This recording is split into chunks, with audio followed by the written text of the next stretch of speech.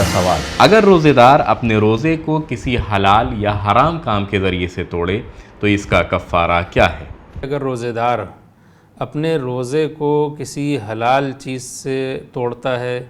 تو اس کا کفارہ کیا ہے، اور اگر کوئی روزے دار حرام چیز سے کسی حرام عمل سے روزے کو باطل کرتا ہے تو اس کا کفارہ کیا ہے۔ حضرت آیت اللہ خامنئی اور حضرت آیت اللہ سیستانی فرماتے ہیں کہ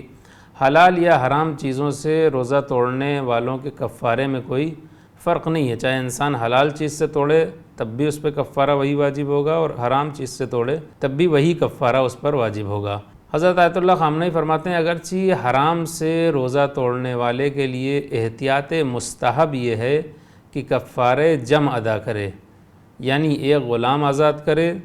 2 مہینے کے روزے بھی رکھے اور 60 فقیروں کو کھانا بھی کھلائے، یعنی تینوں کفارے اسے ادا کرنے ہوں گے جس نے حرام کے ذریعے روزہ توڑا ہے۔ حضرت آیت اللہ سیستانی اس سلسلے میں فرماتے ہیں کہ اگر انسان اپنا روزہ حرام چیز یا حرام عمل سے باطل کرے تو خواہ خود وہ چیز یا عمل اصل میں حرام ہو، جیسے شراب ہے، استمنا، یا کسی وجہ سے حرام ہو گئی ہو، مثلا غذا انسان کے لیے حلال ہے لیکن کسی بیماری کی وجہ سے وہ غذا وہ کھانا اس کے لیے حرام ہو گیا ہے، وہ حرام جو غذا حرام ہو گئی اس سے اس نے اپنے کو روزے کو توڑا ہے، تو ایسی صورت میں ایک ہی کفارہ اس کے لیے کافی ہے، لیکن احتیاط مستحب یہ ہے کہ کفارہ جم دے، یعنی ایک غلام آزاد کرے، 2 مہینہ روزہ رکھے اور 60 فقیروں کو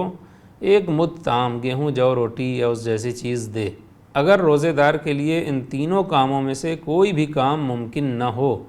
تو جتنے فقیروں کو وہ کھانا کھلا سکتا ہے انہیں کھانا کھلائے، اور احتیاط واجب یہ ہے کہ ساتھ میں استغفار بھی کرے، اور اگر فقیروں کو بالکل کھانا نہیں کھلا سکتا ہے، یعنی بالکل اس کے پاس گنجائش نہیں ہے، ممکن نہیں ہے، تو پھر اس کی ذمہ داری ہے کہ وہ استغفار کرے، صدق نیت سے، صدق دل سے اللہ کی بارگاہ میں دل سے زبان سے استغفر اللہ کہے کہ میں معافی چاہتا ہوں، میں نے اپنے روزے کو باطل کیا اور کفارہ دینے کی میرے اندر گنجائش بھی نہیں ہے، امکان بھی نہیں ہے، لہٰذا استغفار کے ذریعے وہ اس کی تلافی کرے گا، لہٰذا اس کی ذمہ داری یہ ہے کہ وہ استغفار کرے۔ جو شخص کفارے کے نہ روزہ رکھ سکتا ہو، نہ فقیروں کو کھانا کھلا سکتا ہو، اور اس کا فریضہ استغفار کرنا ہو،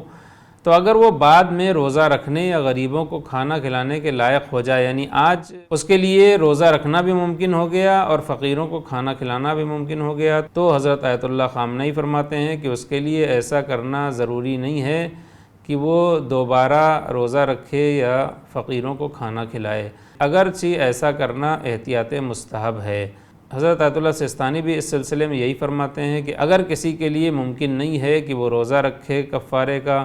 یا غریبوں یا فقیروں کو کھانا کھلائے، لیکن بعد میں اس کے لیے ممکن ہو گیا ہے، تو ضروری نہیں ہے کہ دوبارہ پھر وہ روزہ رکھے اور فقیروں کو کھانا کھلائے، البتہ احتیاط واجب یہ ہے کہ وہ ایسا کرے، یعنی اگر وہ رکھ سکتا ہے روزے بعد میں تو روزہ رکھے، فقیروں کو کھانا کھلا سکتا ہے تو فقیروں کو کھانا کھلائے۔ والسلام علیکم ورحمۃ اللہ وبرکاتہ۔